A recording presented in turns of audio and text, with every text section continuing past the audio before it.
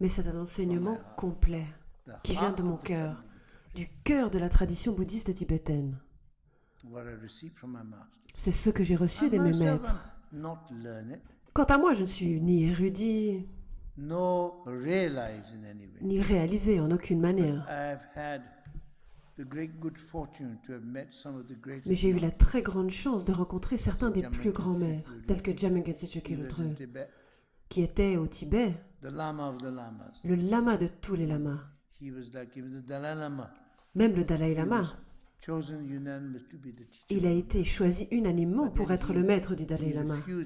Mais il a refusé, parce qu'il savait qu'il ne vivrait pas assez longtemps. Mais son disciple principal, plusieurs d'entre eux sont devenus les maîtres du Dalai Lama, comme Dilgo Khyentse Rinpoche, qui était son héritier. Et puis Kyabje Düdjön Rinpoche aussi. Et ils m'ont vraiment toujours tenu dans leur compassion. En fait, Jamyen Khyentse m'a élevé depuis tout petit, comme son propre fils. Et nombre des anciens lamas disent toujours « Oh, je me rappelle de toi, avec Jamyen Khyentse, où que vous alliez. » Il mettait toujours sa main sur ma tête. Rien que la bénédiction qu'il m'a donnée.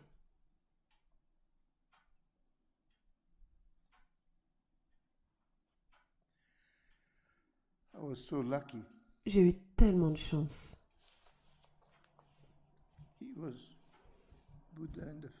C'était un Bouddha en chair et en os. Et les gens l'appelaient Vajradhara, Bouddha primordial. Et ses disciples, y compris Dilgo Khyentse Rinpoche, Kalu Rinpoche et sa sainteté Sakya Trinzin, son maître principal, c'était lui. Et il y en avait tellement. Et malheureusement, il y en a beaucoup qui sont restés au Tibet. Peu ont pu s'échapper. Donc ce que j'essaie toujours de faire, parce que ces grands maîtres sont décédés, mais ce qu'ils m'ont donné,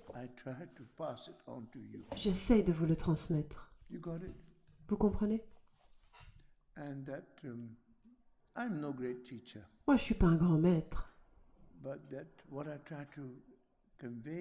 Mais ce que j'essaie de vous transmettre, c'est leur message.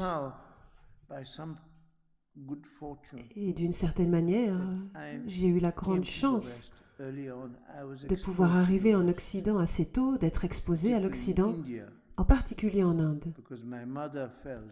Parce que ma mère avait l'impression qu'elle pensait déjà de manière très moderne. Et beaucoup de lamas étaient contre le fait que je sois envoyée dans une école occidentale.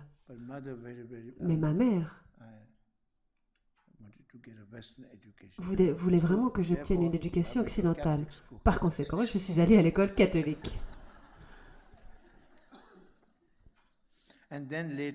Et plus tard, je suis allée au collège de l'Église Angleterre et j'ai étudié les religions comparées, le christianisme. Mais bref, grâce à cette expérience, j'ai servi de traducteur à l'époque pour Düdjön Rinpoche en 1973, pour le Karmapa, le 16e Karmapa, pour Dilgo Khyentse Rinpoche et beaucoup d'autres. Et j'ai même servi sa sainteté en de nombreuses occasions.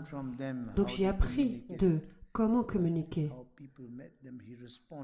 Parce que les gens, lorsqu'ils les rencontraient, je regardais comment ils leur répondaient. Et c'était mes exemples, c'était mes modèles. Même si je n'étais pas un si bon disciple, pas un très bon étudiant.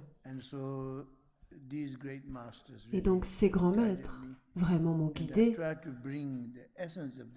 Et j'ai essayé d'apporter l'essence de leur enseignement. Et en particulier, ayant vécu en Occident, ayant fait l'expérience de la vie ici, qui est vraiment difficile. Et cela devient de plus en plus difficile. Il y a de plus en plus de défis. S'ils n'avaient pas eu les enseignements, nombre de mes étudiants disent qu'ils n'auraient pas réussi à survivre, surtout lorsqu'ils rencontrent des crises. Parce que ce sont les enseignements qui vous donnent le bon sens, la santé mentale, et la paix, et de l'espoir.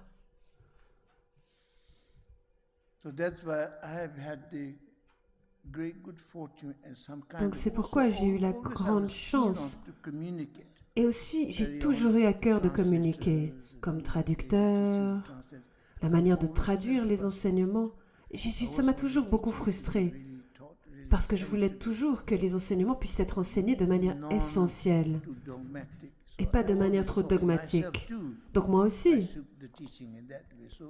j'ai recherché les enseignements ainsi. Et grâce à cela, et aussi j'ai essayé d'enseigner de cette manière. Donc grâce à cela, j'ai développé une manière de communiquer qui est plus accessible, mais qui reste très authentique. En fait, le livre tibétain de la vie et de la mort en est le premier exemple. Mais depuis, je crois que je me suis un peu améliorée encore.